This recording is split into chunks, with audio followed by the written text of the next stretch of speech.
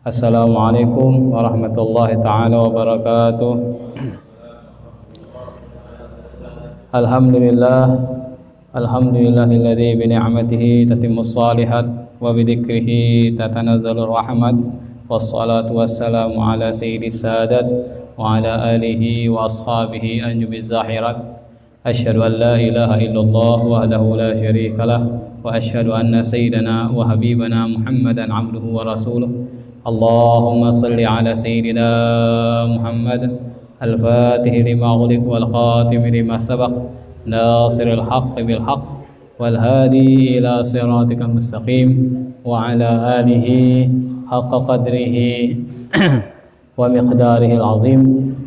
Rabbi shrah li sadri wa yassir li amri wa hlul 'uqdatam min lisani yafqahu qawli, amma ba'd.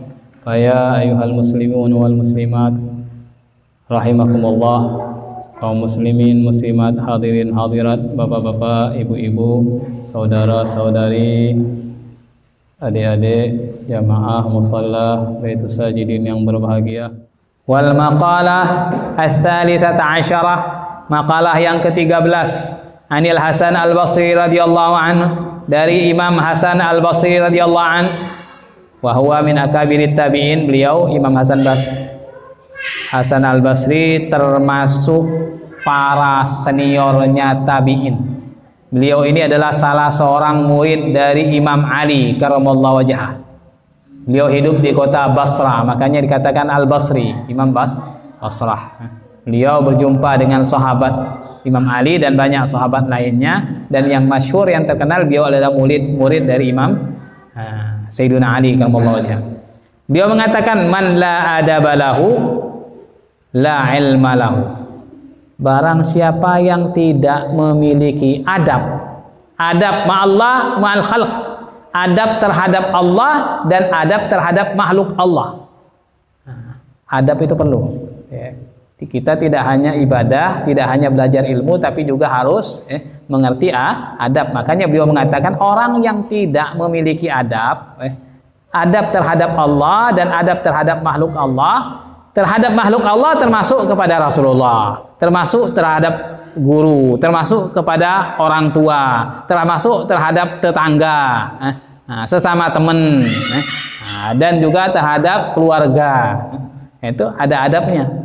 Maka la ilma lahu, dia tidak memiliki ilmu, tidak dianggap orang yang memiliki ilmu. Meskipun dia berilmu tinggi, tapi kalau tidak punya adab, maka la ilma lahu, dia adalah orang yang tidak berilmu, kata Imam Hasan Al-Basri. Ilmunya tidak dianggap. Yu'taddu bihi, yang dianggap. Jadi dia tidak dianggap orang yang memiliki ilmu. Kalau bicara tentang adab itu, dulu ketika saya nyantri, guru saya itu setiap menyampaikan nasihat kepada santrinya Al-Habib Hasan Baharun, beliau selalu membawa makalah. Makalah singkat dari Imam Malik untuk muridnya Imam Syafi'i, yaitu ij'al ilmaka milhan wa adabaka daqiqatan. Ini sering setiap beliau sampaikan supaya murid itu mengutamakan adab daripada ilmu. Ilmu perlu, tetapi juga adab itu harus diutamakan dan diperbanyak. Ya otomatis untuk ngerti adab kan harus tahu ilmu juga. Jadi jadikan ilmumu itu seperti garam dan adabmu seperti tepung.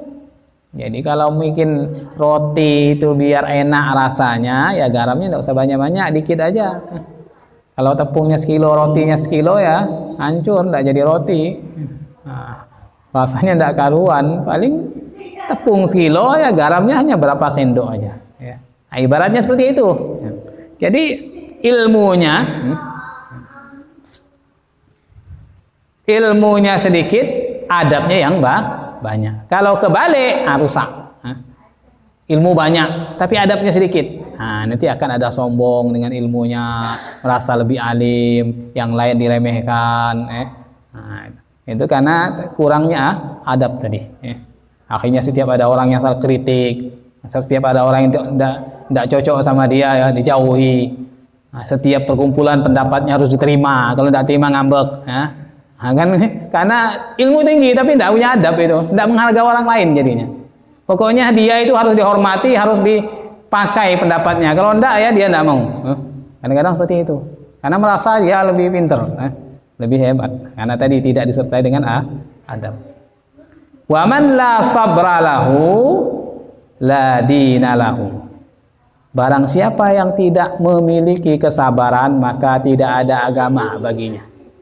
Tidak ada agama baginya kalau tidak sabar. Jadi intinya agama itu diantaranya sabar. Hidup ini ya kalau tidak sabar, ini kan bisa stres orang. Berbagai macam masalah terus datang. Nah, setiap kali masalah kita selesai, nanti ada lagi masalah yang lain. Nah, memang begitu. Dunia ini isinya masalah toh.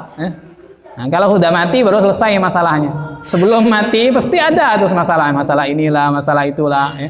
Tapi kalau orang yang diberi kesabaran, apapun masalahnya, tenang saja, santai saja. Karena setiap orang ada masalah, bukan dia saja. Setiap orang itu mesti ada masalah. Tidak ada orang yang lepas dari masalah dalam hidup ini. Pasti ada masalah. Tetapi kalau dihadapi dengan kesabaran, akan diberi keringanan oleh Allah, diberikan ketenangan oleh Allah. Jadi orang yang tidak memiliki kesabaran, kata beliau, tidak ada agama. Sabar artinya tidak kuat menanggung cobaan, diberi penyakit ngeluh-ngeluh, diganggu orang malah tidak kuat, seperti itu. Sabar dalam menjauhi maksiat, sabar dalam melaksanakan perintah-perintah Allah, harus sabar. Disuruh sholat ya sabar, lakukan sholat dengan sepenuh hati. Disuruh puasa ya puasa, kan harus sabar dalam melakukan perbuatan taat. Jadi sabar itu maksudnya sabar dalam berbuat taat, sabar dalam menjauhi maksiat, dan sabar dalam menghadapi musibah cobaan dari Allah. Itu yang harus kita lakukan di dalam dunia ini. Pasti ketiga hal ini tidak akan lepas dari setiap orang yang beriman. Pasti akan ada ini. Nah, musibah, ujian pasti akan datang pada kita. Kapan waktunya ya pasti akan ada. Tidak ada agama, la yu'tadu lahu, maka agamanya maksudnya tidak dianggap orang yang beragama dia kalau dia tidak sabar. Wa man la wara'a lahu la zulfa lahu. Barang siapa tidak memiliki sifat wara dari perkara-perkara haram dan perkara syubhat, menjauhi dari perkara haram dan perkara syubhat, la zulfa lahu, maka tidak akan ada kedekatan baginya pada Allah. Tidak akan bisa dekat kepada Allah dia. La zulfa lahu ay la martabatalahu indallah.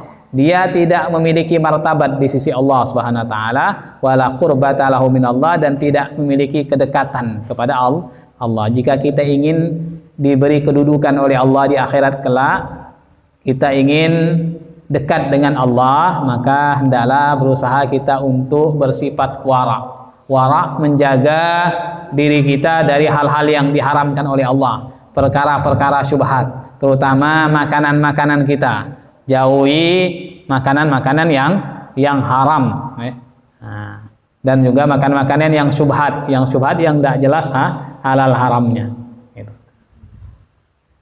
Orang yang tidak memiliki wara, tidak peduli halal haram, nah ini tidak akan bisa dekat kepada Allah Subhanahu wa taala. Makanan itu akan perkara haram itu akan menghalang dia untuk dekat kepada Allah Subhanahu wa taala. Menghalang dia untuk tidak bisa melakukan perintah Allah, terhijab dia. Nah, ini yang dikatakan oleh Imam Hasan Al-Basri. 3 perkara tadi.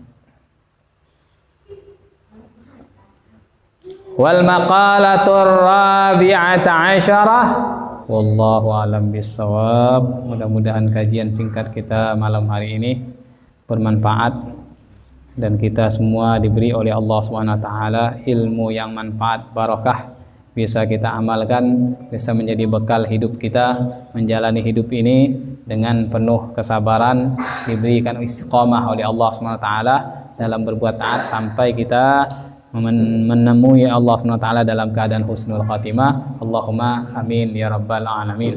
Mari kita tutup majlis kita ini dengan doa bersama. A'udzubillahi minasyaitonirrajim. Bismillahirrahmanirrahim. Alhamdulillahirabbil alamin. Allahumma shalli ala sayyidina Muhammad al-Fatih lima ughliq wal khatim lima sabaq nasil haqq bil haqq والهادي إلى صراطك المستقيم وعلى آله حق قدر المقدار العظيم. اللهم اجعل جمعنا هذا جمعا مرحوما وتفرقا عن بعده تفرقا معصوما ولا تجعل فينا ولا معنا شقيا ولا محروما. اللهم أعطي كل سائل منا سؤله ومطلوبه في الدارين دار الدنيا ودار الآخرة. علمنا الله وإياكم علم التقى والأدب. علمنا الله وإياكم علم التقى والأدب. علمنا الله وإياكم علم التقى والأدب. ربنا آتنا في الدنيا حسنة وفي الآخرة حسنة وقنا عذاب النار. اللهم صل على سيدنا محمد الفاتح وعلى ما سبق ناصر الحق بالحق والهادي إلى صراطك المستقيم وعلى آله حق قدر ومقدار العظيم. سبحان ربك رب العزة عما يصفون وسلام على المرسلين والحمد لله رب العالمين وبالله التوفيق والهداية. والسلام عليكم ورحمة الله تعالى وبركاته.